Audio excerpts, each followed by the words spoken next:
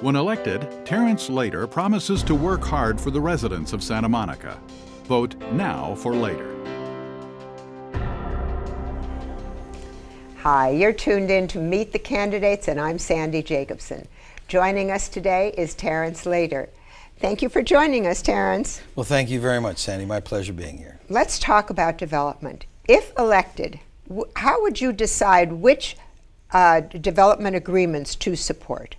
What would your criteria be? Well, I think if the size of the development that's standing in the lot originally is very important. That if they want to renovate to that same size, that would be something to consider. But I don't believe in any new height added or anything added as far as footprint.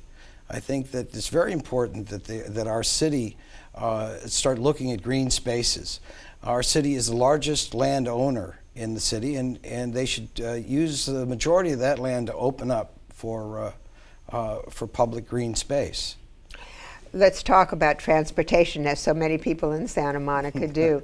Well, most Santa Monicans are excited about the Expo line coming. Many are concerned that a lack of parking will make it difficult for the residents to use. In other words, you'll just be getting visitors or out of city commuters. How would you address that? How can you access this new public resource? Well, I think it's very important for our fire department and our police department to be strengthened in those areas because of the influx of population.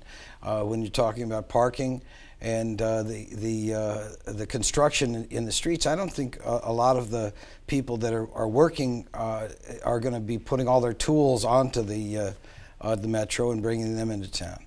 I think it's very important that we have proper answers to parking, which I'm going to be initiating a hang tag for the residents to be able to use to park free at the meters and in the structures. The residents should be considered in all these areas. Mm-hmm. Riding bikes on the street can be dangerous for kids. Would you consider a regulation that would allow 14 years old and under to ride on the sidewalks? I think it's important that everybody is protected in that area, and I think the elderly on the sidewalks and other people should be considered as well. I think anybody on a bicycle has to abide by the laws that are set forth to ride bikes in the city. I think putting more bikes and you get a lot of skateboards as well, and I'm a Dogtown kid. I love all of that, but I think it's very important for the safety of our residents to have the sidewalks for pedestrians and the areas in the street for the riders.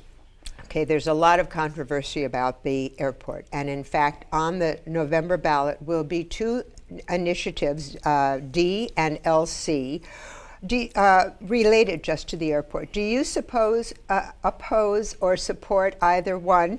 And what do you think that the Santa Monica voters need to know about these two measures? I support Measure D, and I oppose LC. The idea that we have an 8 square mile restricted airspace because of the existence of Santa Monica Airport. Once the airport is closed, flight paths will be opened up from every other airport, including LAX, to be able to come through our city. Also, height requirements surrounding that in the takeoff and the landing areas will also go away. That will open up for all kinds of new high-rises. We'll end up having a Century City in the middle of that 227 acres there, and it's going to be a lot more environmentally impacting than what stands there today. What do you see yourself, what do you think would be your greatest contribution? Well, I think that I helped landmark Chez J Restaurant, and that was one of the most important things as far as the history of our city. The airport should be landmarked. I think it's very important that we keep a mind of what goes on with our city. I've brought a rock-solid plan to save the Santa Monica Civic Auditorium, and that some of the other candidates have talked about wanting to knock it down. It's something that we really have to look after. In the last year since the Santa Monica Civic's been closed, $1 million has been spent by the city on consultants with no end in sight. Thank you so much, Terence. Thank you. And thank you so much for joining us today on Meet Your City Council Candidates. For more election information, please visit smvote.org. But most important of all, remember to get out and vote on November 4th.